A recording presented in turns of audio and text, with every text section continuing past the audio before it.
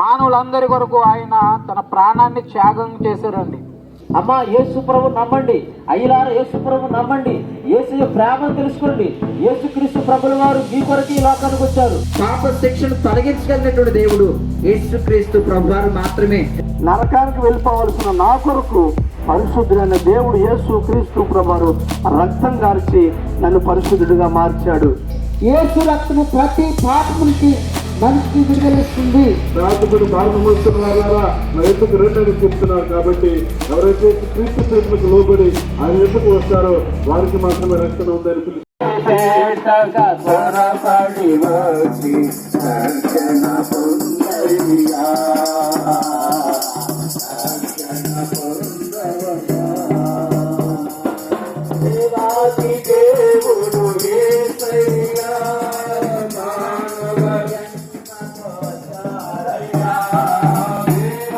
పుట్టిన ప్రతి మానవుడు కూడా పాపం అనే భారాన్ని మోస్తూ ఉన్నాడు.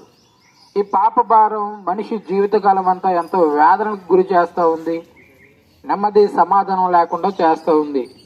మనిషి లోకంలో తన బ్రతుకు కొరకు ఎంతగానో ప్రయాసపడుతున్నాడు, కానీ మనిషి మరణించిన తర్వాత మనిషి ఆత్మ ఎక్కడికి వెళ్తుంది అనే విషయాన్ని, సత్యాన్ని మర్చిపోతూ ఉన్నాడు.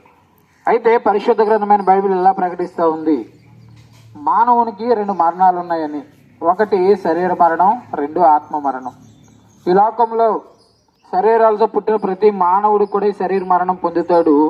అలాగే మానవుడు జీవించిన జీవిత కాలం, మానవుల్లో పనిచేస్తున్న ఆత్మ, మానవుడు శరీరం మరణించిన తర్వాత ఈ ఆత్మ ఎక్కడి నుండి వచ్చిందో అక్కడికి వెళ్ళాలి. ఆ స్థలమే బైబిల్ చెప్తూ ఉంది పరలోకము, స్వర్గం అని. మరి మానవుడు మళ్ళీ తిరిగి పరలోకానికి, స్వర్గానికి వెళ్తున్నాడా అంటే వెళ్ళట్లేదు. ఎందుకంటే భూమి మీద మానవుడు చేసిన పాపాలు, అతిక్రమాలు మానవుడిని దేవుడు ఉంటున్న స్థలము పరలోకానికి వెళ్లకుండా చేస్తూ ఉన్నాయండి. అందుకనే ఈ శుభవార్త ప్రకటిస్తూ ఉన్నాం. మానవుల పాపాలు క్షమించడానికి యేసు ప్రభు వారు ఈ లోకానికి వచ్చారండి. 2025 సంవత్సరాల క్రితం ఆయన భూలోకానికి వచ్చాడు, శరీరధారిగా జీవించాడు. అలాగే ఆయన విశ్వసించిన వారందరూ కూడా వారి పాపాలు క్షమించబడతాయని, పరలోకానికి, స్వర్గానికి వారసులు అవుతారని ప్రకటించారండి. యేసు ప్రభు వారు నమ్ముకుంటే ఎలా మా పాపాలు పోతాయంటే, మానవులందరి కొరకు ఆయన తన ప్రాణాన్ని త్యాగం చేశారండి. ఒక మానవుని పాపం తీసివేయాలంటే ఏ మానవుడి వల్ల కాదండి. కానీ పరిశుద్ధ గ్రంథం చెప్తా ఉంది, మానవుని పాపాలు క్షమించబడాలంటే రక్తం కార్చబడాలి, చిందించబడాలి. ఆ రక్తము పరిశుద్ధమైనది అయి ఉండాలి. మరి భూలోకంలో ఎవరైనా పరిశుద్ధులు ఉన్నారంటే ఎవరూ లేరండి. అందరూ పాపం చేసి దేవుడు అనుగ్రహించే మహిమను పొందలేకుండా ఉన్నారు. అందుకని మా ప్రాంత ప్రజలుగా చెప్తా ఉన్నాం, యేసు ప్రభు వారి జన్మలో పాపం లేదు, ఆయన జీవితంలో పాపం లేదు, ఆయన మరణంలో కూడా పాపం లేదండి. అందుకని మానవుడి మీద ఉన్న పాపం అనే శిక్షను తొలగించాలంటే యేసు ప్రభు ఒక్కడే అర్హుడండి, ఆయనకే అర్హత ఉంది.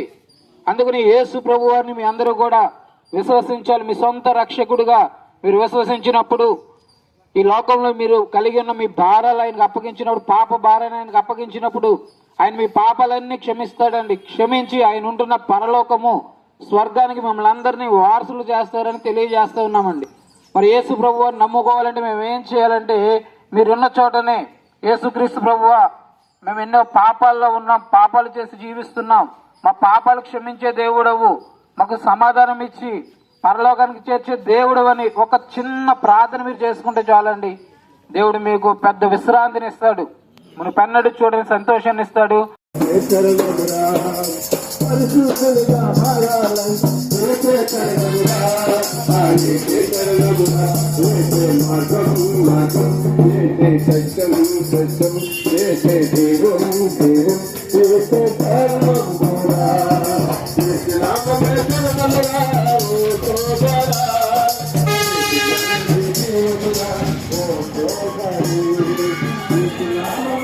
జీవితకాలం అంతా అశాశ్వతమేనండి. పుట్టినటువంటి మానవుడు ఏదో రోజున చనిపోవాలి. ఏమంటే పుట్టినవాడు మరి గిట్టక తప్పదని బైబిల్లో ఒక మాట రాయబడింది. మరి మనం అందరం కూడా ఒక రోజున మరణించాలి. ఈ విషయం అందరికీ తెలిసినటువంటి వాస్తవమే. అయితే ఈ భూమి మీద చనిపోయినటువంటి మానవుడు మరి చనిపోయిన తర్వాత ఎక్కడికి వెళ్తాడు ఏంటి అనేటువంటిది ఆలోచన చేస్తే బైబిల్లో స్పష్టంగా రాయబడి ఉంది. ఏమండి, ఈ భూమి మీద మానవుడి జీవితం ముగించాక మరొక జీవితం ఉందండి. ఎందుకంటే చనిపోయినటువంటి మానవ శరీరానికి మరణం ఉంది, అది మట్టిలో పాతి పెట్టబడుతుంది. కానీ ఆత్మకు చావు లేదు, ఆ ఆత్మ బ్రతికే ఉంటుంది. ఎక్కడ బ్రతుకుంటుందంటే ఈ భూమి మీద మానవుడు చేసిన ప్రతి పాపము కూడా యేసుక్రీస్తు ప్రభు ద్వారా క్షమించబడినట్లయితే ఆ వ్యక్తి నిత్య జీవానికి వెడతాడు. ఒకవేళ అతని పాపములు క్షమించబడకుండా ఆ పాపంలోనే చనిపోతే నిత్య మరణానికి వెళ్ళిపోతాడు. అది రెండవ మరణము, అగ్నిగుండం అని బైబిల్లో రాయబడి ఉంది. కాబట్టి ప్రియమైనటువంటి దేశీయ మిత్రులారా, ఈ మాటలు వింటున్నటువంటి మీరు, మీ పాపాలు క్షమించబడ్డాయా? నేనే పాపం చేయలేదండి, నేను ఎవరికి ఏ అన్యాయం చేయలేదు అని అనుకుంటున్నారేమో. బైబిల్లో రాయబడి ఉంది, పాపము చేసినటువంటి ప్రతి మనిషి మరణానికి పాత్రుడు. పాపం వలన వచ్చి జీతము మరణము, అది తరతరాల నుంచి అనేకులు వెంటాడి చంపుతుంది. అయితే యేసుక్రీస్తు ప్రభుల వారు నిత్య జీవాధిపతిగా ఈ లోకానికి వచ్చి ఆ పాపంలో పడి ఉన్నటువంటి మానవుని రక్షించడానికి ఆ కలువరి శిలువలో తన అమూల్యమైన రక్తాన్ని కార్చి తన ప్రాణాన్ని పెట్టి ఆయన చనిపోయి సమాధి చేయబడి 3వ దినాన్ని మరణాన్ని జయించి లేచారండి. ఇప్పుడు ఎవరైతే యేసుక్రీస్తు ప్రభుని విశ్వాసం ఉంచుతారో, ఎవరైతే యేసు ప్రభు దగ్గర ఆయన పాపలు ఒప్పుకుంటారో, ఆయన నమ్మదగిన వాడు, నీతిమంతుడు గనుక ఆయన కుమారుడైన యేసు రక్తము ప్రతి పాపం నుంచి కడిగి మిమ్మల్ని పవిత్రులుగా చేస్తుంది. ఇప్పుడు యేసునందు విశ్వాసం ఉంచిన వారికి ఏ శిక్షా విధి లేదండి, ఏ పాపము ఏలుబడి కింద ఉండడు ఆ వ్యక్తి. కాబట్టి ఎవరైతే అటువంటి ఘోరమైన పాపంలో ఉన్నారని మీరు గ్రహిస్తున్నారు, ఇప్పుడే యేసునందు విశ్వాసం ఉంచండి, యేసు ప్రభు ఇచ్చే క్షమాపణ పొందండి. యేసు ప్రభు ద్వారా ఆ నరకము తప్పించబడమని ప్రేమతో మీకు ఈ మాటలు మనవి చేస్తున్నాము. ఈ మాటలు మాకు కాదులే అని నిర్లక్ష్యం చేయవద్దు. యేసుక్రీస్తు అందరికీ ప్రభు. ఈ వార్త బూదిగంత నివాసులందరికీ కూడా వర్తిస్తుంది. అందుకని ప్రభు చెప్పారు, బూదిగంత నివాసులారా నా వైపు చూసి రక్షణ పొందని అన్నాడు ప్రభుల వారండి. కాబట్టి ఎవరైతే యేసు ప్రభుని విశ్వాసం ఉంచుతారో, యేసు ప్రభుని మరి అంగీకరిస్తారో, హృదయంలో చేర్చుకుంటారో, ఇప్పుడే వారి పాపాలను క్షమించబడి వారిలో పరిశుద్ధత, నీతి కలుగుతుంది అన్నమాట. అటువంటి సమాధానకరమైన జీవితము మీకు కావాలంటే యేసునందు విశ్వాసం ఉంచండి. అమ్మా, యేసు ప్రభు నమ్మండి. అయ్యలారా, యేసు ప్రభు నమ్మండి. యేసు ప్రేమను తెలుసుకోండి. యేసుక్రీస్తు ప్రభుల వారు మీ కొరకు ఈ లోకానికి వచ్చారు. యేసుక్రీస్తు ప్రభుల వారు మీ పాప నిమిత్తమే చనిపోయారండి. ఆయనలో ఏ పాపము లేదండి. యేసుక్రీస్తు ప్రభుల వారు మానవుడిగా ఈ భూమి మీద ఉన్నటువంటి దినాల్లో ఆయన ఒక మాట అన్నారు, నాలో పాపం అన్నదని మీలో ఎవడైనా స్థాపించగలడా అని. అవును, నన్ను పరిశుద్ధుడండి. యేసు ప్రభు నిర్దోషండి. యేసు ప్రభు నిష్కల్మషుడండి. పాపుల్లో చేరక ప్రత్యేకంగా ఉన్నటువంటి గొప్ప దేవుడండి. వెళతారా నా ప్రేమను చెబుతారా, వెళతారా నా ప్రేమను చెబుతారా, నా పేరు తెలియని ప్రజలు అందరూ ఉన్నారు, నా ప్రేమను వారికి ప్రకటింప కొందరు ఉన్నారు. వెళ్ళగలిగితే మీరు తప్పకు వెళ్ళండి, వెళ్ళలేకపోతే వెళ్ళే వారిని పంపండి. వెళ్ళగలిగితే మీరు తప్పకు వెళ్ళండి, వెళ్ళలేకపోతే వెళ్ళే వారిని పంపండి. ఎవరైనా మీలో ఒకరైనా, ఎవరైనా మీలో ఒకరైనా వెళతారా నా ప్రేమను చెబుతారా, వెళతారా నా ప్రేమను చెబుతారా.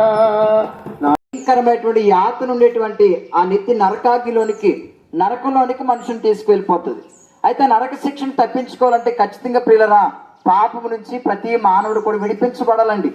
ఆ పాప క్షమాపణ ఈ భూమి మీద బ్రతుకుండగానే, ఆయుష్ ఉండగానే పొందుకోవాలి.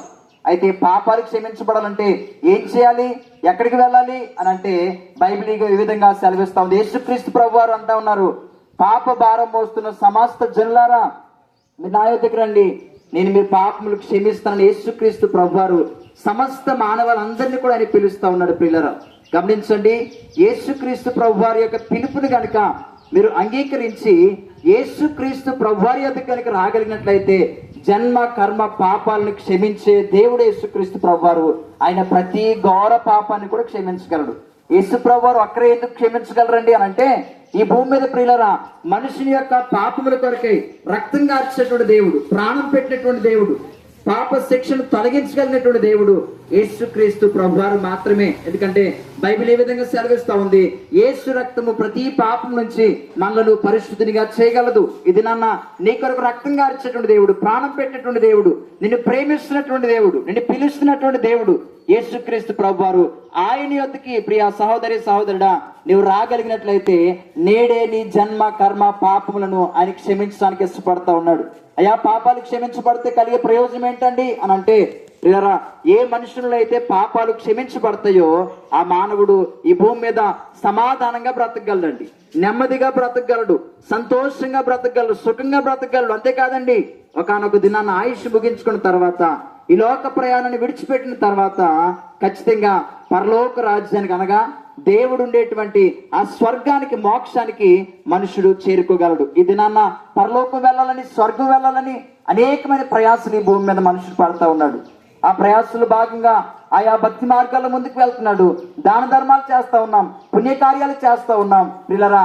అయితే స్వర్గానికి వెళ్ళేటువంటి ఒకే ఒక మార్గము యేసుక్రీస్తు ప్రభువారండి. నేడే యేసునందు కనుక మీరు విశ్వాసం ఉంచగలిగినట్లయితే ఆయన మీ పాప శిక్షను తొలగించి మిమ్మల్ని పరలోక రాజ్యానికి మోక్షానికి ఆయన నడిపిస్తాడు. కనుక యేసునందు విశ్వాసం ఉంచండి, మీరు మీ కుటుంబాలు రక్షించబడండి. మీ క్షేమం కొరకు చిన్న ప్రార్థన. కొరకు ఆ రక్తాన్ని కార్చి ప్రాణం పెట్టి సమాధి చేయబడి 3వ రోజున తిరిగి లేచిన యేసు క్రీస్తు ప్రభువారు పరిశుద్ధుడైన దేవుడు ఆయన చేతులు చాపి పిలుస్తున్నాడు.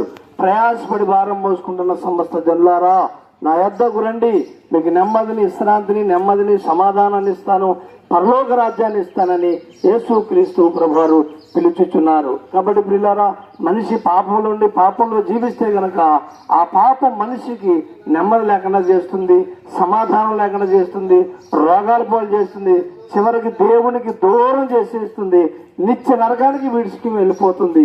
ఆ నిత్య నరకానికి మనిషి వెళ్ళకూడదనే యేసు క్రీస్తు ప్రభువారు నీ కొరకు నా కొరకు మనందరి కొరకు ప్రాణం పెట్టిన దేవుడు. ఆయన పరిశుద్ధుడండి, ఆయన పరిశుద్ధుడు, ఆయన జననం పరిశుద్ధమైంది, ఆయన జీవితం పరిశుద్ధమైంది, ఆయన మరణ పునరుద్ధానాలు కూడా పరిశుద్ధమైనయే. కాబట్టి పరిశుద్ధమైన దేవుడు పిలుస్తున్నాడు. పిల్లరా ఈ మాటలు చెప్తున్నా, నేను కూడా ఒకప్పుడు లోకములో పాపములో నశించి నరకానికి వెళ్ళిపోవలసిన నన్ను యేసు క్రీస్తు ప్రభువారు తన ఉచితమైన కృప చేత ప్రేమ చేత నన్ను రక్షించారండి. నేను లోకంలో ఉన్నప్పుడు నెమ్మది లేకుండా జీవిస్తున్నాను, పాపంలో ఉన్నప్పుడు నెమ్మది లేకుండా జీవిస్తూ నరకానికి వెళ్ళిపోవలసిన నా కొరకు పరిశుద్ధుడైన దేవుడు యేసు క్రీస్తు ప్రభువారు రక్తం గార్చి నన్ను పరిశుద్ధుడిగా మార్చాడు. దేవుని బిడ్డలారా ఇప్పుడు ఎక్కడ ఎలా చనిపోయినా ఒక నిరీక్షణ కలిగి జీవిస్తున్నామండి. ఆయనతో ఉంటామన్న నిరీక్షణ కలిగి జీవిస్తున్నాం, పరిశుద్ధులుగా తీర్చబడ్డామన్న నిరీక్షణ కలిగి జీవిస్తున్నాం. కాబట్టి యేసు క్రీస్తు ప్రభుని మీ సొంత రక్షకుడిగా అంగీకరించండి, యేసు క్రీస్తు ప్రభుని మీ సొంత రక్షకుడిగా అంగీకరించండి. మీ పాపాలు క్షమించబడతాయి, పరలోకం దక్కుతుంది. అతి విధమైన కృప దేవాది దేవుడు మీ అందరికీ అనుగ్రహించును. బైబిల్లో దేవుడు ఇలా చెప్తున్నాడు, దేవుడు తన స్వరూపమందు తన పోలిక చెప్పున తన పిల్లలుగా మనందరినీ మన కడుపున పుట్టిన బిడ్డల్ని మనం ఎంతైతే ప్రేమిస్తామో అలాగే తన స్వరూపంలో తన పోలికలో చేసుకున్న దేవుడు అనగా మనల్ని చేసుకున్న దేవుడు మనం అంతకంటే ఎక్కువ ప్రేమిస్తున్నాడు. ఆయన చేత ప్రేమించబడుతున్న మనము మరి పాపంలో పుట్టి అదే పాపంలో పెరిగి అదే పాపంలో చనిపోతే ఆయనకి మనం దూరం అయిపోతున్నాం. కారణం ఏంటంటే పాపము వల్ల వచ్చే జీతము మరణమని, అది 2వ మరణమని అగ్ని గంధకములతో మన గుండమని బైబిల్ చెప్తుంది. ఎందుకంటే నీతిమంతుడు లేడు, ఒక్కడు లేడు, అందరూ పాపము చేసి దేవుడు అనుగ్రహించే మహిమను పొందలేకపోతున్నారని బైబిల్ చెప్తుంది. అవునండి, మనుషులందరూ పాపం చేశారు, మనిషి పాపంలో పుడుతున్నాడు, అదే పాపంలో జీవిస్తున్నాడు, అదే పాపంలో చనిపోతున్నాడు, అదే పాపంలో చనిపోయి దేవుడు మనిషికి సిద్ధపరిచిన ఆ పరలోకము ఆ మోక్ష రాజ్యాన్ని కోల్పోతున్నాడు. అయితే స్నేహితులారా మరి మనం మోక్ష రాజ్యం చేర్చబడితే అక్కడ సంతోషం ఉంటుంది, సమాధానం ఉంటుంది, నెమ్మది ఉంటుంది. దేవునితో యుగ యుగాలు కూడా ఆ మోక్ష రాజ్యంలో ఆ పరలోక రాజ్యంలో జీవించే గొప్ప భాగ్యం దొరుకుతుంది. ఒకవేళ మనం నరకానికి వెళ్ళిపోతే, 2వ బంధంలోకి వెళ్ళిపోతే యుగ యుగాలు కూడా అగ్ని గంధకములతో మండు గుండములో కాల్పు యాతన పడుతూ ఉండాలి. ఆ ప్రమాదకరమైన స్థలంలోకి వెళ్ళకూడదు. ఏం చేయాలంటే మనలో పాపాన్ని పోగొట్టుకోవాలి. ఎలా పోతుంది పాపం అంటే బైబిల్ చెప్తుంది, యేసు రక్తము ప్రతి పాపం నుంచి మనిషికి విడుదలిస్తుంది. గమనించండి, యేసు రక్తం తప్పించి ఇక ఏ మార్గంలో కూడా మన పాప విమోచన లేనే లేదని బైబిల్ చెప్తుంది. అందుకనే పాపం నుంచి తప్పించబడాలంటే యేసు ప్రభువుని మీ దేవుడుగా, మీ రక్షకుడుగా మీరు అంగీకరించండి. గమనించండి, ఎప్పుడైతే యేసు ప్రభుని మన దేవుడుగా, మన రక్షకుడుగా అంగీకరిస్తామో మనలో పాపం పోతుంది. ఈ లోకంలో జీవించినంత కాలము సంతోషంగా, సమాధానంగా, నెమ్మదిగా జీవిస్తాము. ఈ లోకాన్ని విడిచిపెడితే పరలోకం చేర్చబడతాము. ఒకవేళ యేసు ప్రభుని కాదనుకుంటే, వద్దనుకుంటే అదే పాపంలో జీవించాలి. సంతోషం ఉండదు, సమాధానం ఉండదు. ఈ లోకాన్ని విడిచిపెట్టిన తర్వాత అగ్ని గంధకములతో మండు గుండంలోకి చేర్చబడతాము. యుగ యుగాలు కూడా ఆ నరక యాతన అనుభవించాలి. అక్కడ ఆత్మకు చావు లేదు, అగ్ని ఆరనే ఆరదు. అలాంటి ప్రమాద స్థలములోకి మనం వెళ్ళకూడదనే ఈరోజు యేసు ప్రభు వారు మమ్మల్ని ప్రేరేపించి ఈ ప్రాంతం సువార్త ప్రకటిస్తూ ఉన్నాడు. రండి, యేసు ప్రభు మీ దేవుడిగా, మీ రక్షకుడు అంగీకరించండి. చేస్తారని తెలుస్తున్నారు కనుక ఆయనే లోకరక్షకుడుగా, మానవాళి కొరకు ప్రాణం పెట్టిన దేవుడుగా ఆయన పిలుస్తున్నారు. ఎవరైతే ఆయన పిలుపులకు లోబడి ప్రభువైన యేసుక్రీస్తు వారి ఎద్దుకు వస్తారో వారికి రక్షణ ఇవ్వడానికి సిద్ధంగా ఉన్నారు. బైబిల్ గ్రంథంలో ప్రభువైన యేసుక్రీస్తు వారు తన ప్రజలను వారి పాపములను రక్షించడానికి క్రీస్తు యేసుగా ఈ భూలోకానికి వచ్చినారు. ప్రభువైనటువంటి యేసుక్రీస్తు వారు తన ప్రజలైన వారందరూ కూడా పాపంలోనే ఉంటూ, పాపంలోనే జీవిస్తూ, పాపంలోనే మరణిస్తే తండ్రి యొద్దకు చేరలేరు. కాబట్టి ఆయన ఉండేటువంటి స్థలంలో ఆయన పిల్లలు కూడా ఉండాలని ఆశ కలిగిన వాడు ఉండి వారి పాపములను తీసివేయటానికి ఆయన పరిశుద్ధుడిగా భూలోకానికి వచ్చి మానవాళి పాపముల నుండి మానవుని రక్షించినటువంటి ఏకైక దేవుడు ప్రభువైనటువంటి యేసుక్రీస్తు వారు. బైబిల్ గ్రంథం ఎదురు తెలవిస్తుంది, ఎవరయ్యే పాపులంటే ఏ భేదము లేదు, అందరూ కూడా పాపము చేసి దేవుడు అనుగ్రహించినటువంటి మహిమను పొందలేకపోతున్నారని. మహిమనగా పరలోకము, దేవుడు యొక్క వచ్చినటువంటి యొక్క పరలోకాన్ని మనం పొందలేకపోతున్నాం. పాపం అనేది మన జీవితంలో ఉండటం ద్వారా దేవునికి మనం దూరస్థులు అయిపోతున్నాం. పాపం అనేది మన జీవితంలో ఉండటం వల్ల కుటుంబ సమస్యలు, ఆర్థిక సమస్యలు, అనేకమైనటువంటి సమస్యల చేత మనం సతమతమవుతున్నప్పుడు తండ్రి దేవుడు ఇక్కడ పోగొట్టుకున్న మహిమను మరలా తిరిగి మనకి ఇవ్వడానికి ఒక రక్షణ ద్వారా మాత్రమే అది సాధ్యమని లోకరక్షకుడైన ప్రభువైన యేసుక్రీస్తు వారిని ఈ భూలోకానికి పంపించినాడు.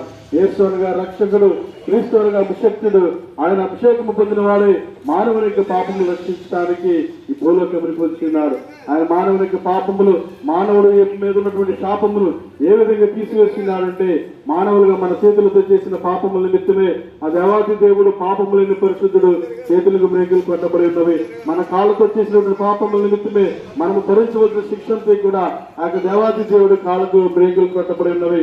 మన తలంపులతో, మన ఊహలతో చేసిన పాపముల నిమిత్తమే ఆ దేవాది దేవుడు పాపములేని నీతిమంతుడైన ప్రభువైన యేసుక్రీస్తు వారు మనకు రావాల్సిన శిక్షంతో కూడా తన తల మీద ముళ్ళ కిరీటము ఉంచబడి ఈ విధంగా మానవుడి మీద రావాల్సిన శిక్షంతో కూడా తన మీద వేసుకుని మానవుడి కొరకు కలవరిశిలో రక్తం చిందించినాడు.